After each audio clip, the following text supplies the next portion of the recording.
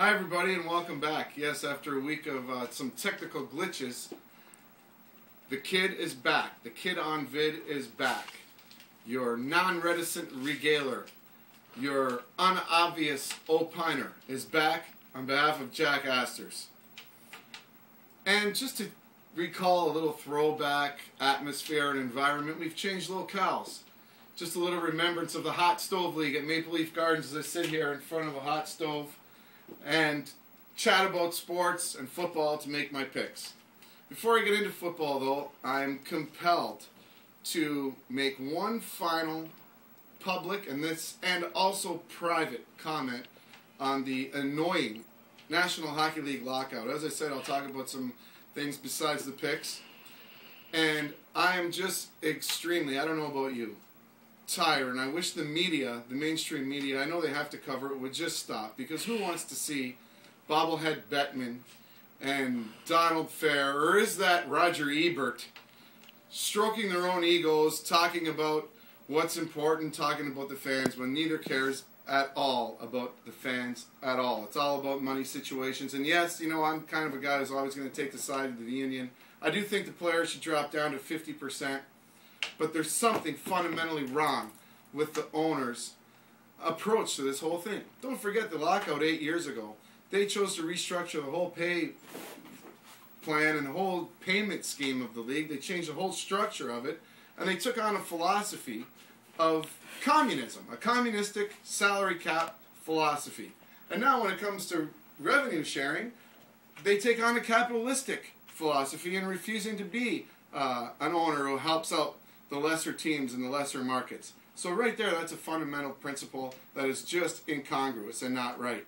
And I don't remember the owners refusing the $300 million or so expansion fee that these teams generated for them 10, 15, 12 years ago when all these teams came into the league. Now they're struggling and the rich owners don't want to pay. I don't want to talk about it anymore. It's just annoying, and so we're just going to move on, and the less we hear about it, the better.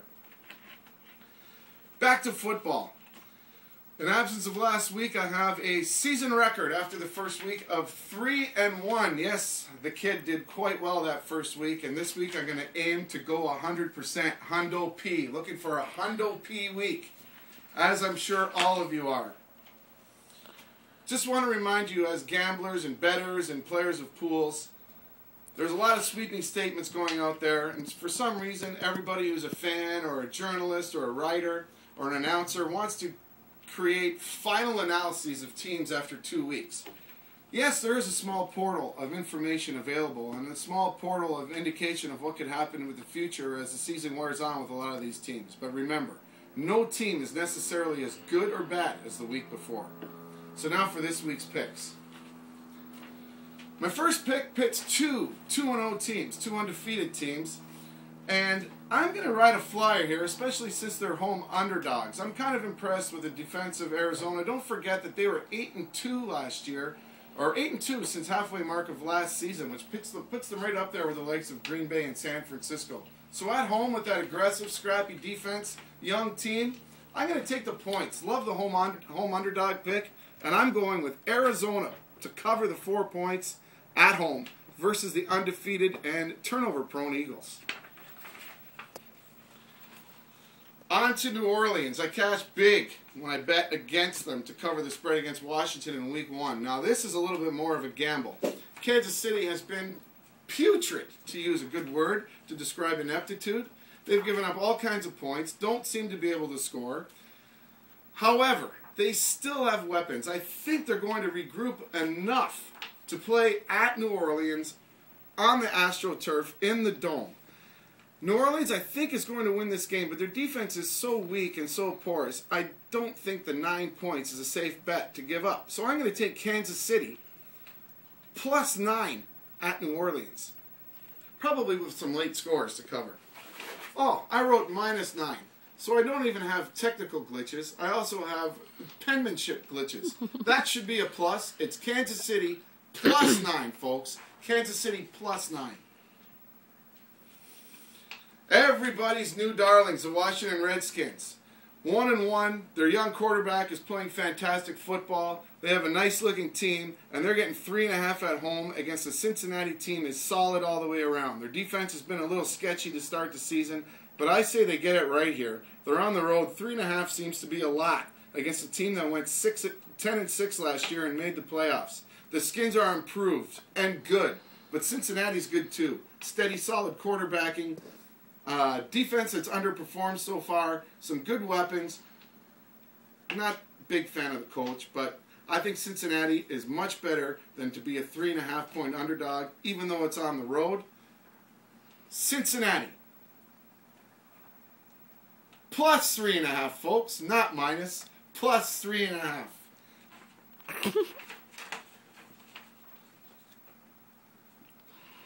And finally, the Baltimore Ravens. Yes, they lost to Philadelphia on the road last week. I think they're one of the elite teams in the NFL. Last week's game could be seen as just a little bit of a tweener game on the road at Philadelphia after opening the season at home on a Monday night and then looking forward to playing New England. They have revenge on their mind, folks. Remember that heartbreaking loss when Lee Evans dropped the ball in the end zone in the AFC Championship and then they missed that chip shot field goal, allowing the Patriots to go to the final. Patriots are still good. Patriots are still very good, but they are not the same. Aaron Hernandez is gone. And Baltimore at home, I think, really flexes their muscle. This game just means so much to them. They're at home, excited, wound up, fired up. Ed Reed, Ray Lewis, even Joe Flacco has a lot to prove in playing against the golden boy, the golden girl, I'd like to call him, Tom Brady. -3. Baltimore Ravens at home versus the Patriots Sunday night. We take the Ravens. So there are your 4 picks. Good luck, everybody. Remember, come in and visit us at Jack Astor's on Sundays and Monday nights for the games. We got our tall boy, our tall, extra large Jack Up Draft Butter Bud Light for a price of a pint. We have the Magic Coaster. We have lots of prizes, lots of fun. Games on the greatest screens in the city. Come on down and make sure you give me some feedback and let me know what you think and in ways we can improve the show. Or maybe ask me any questions you might want to know. I'll be happy to answer. See you all next week. Good luck.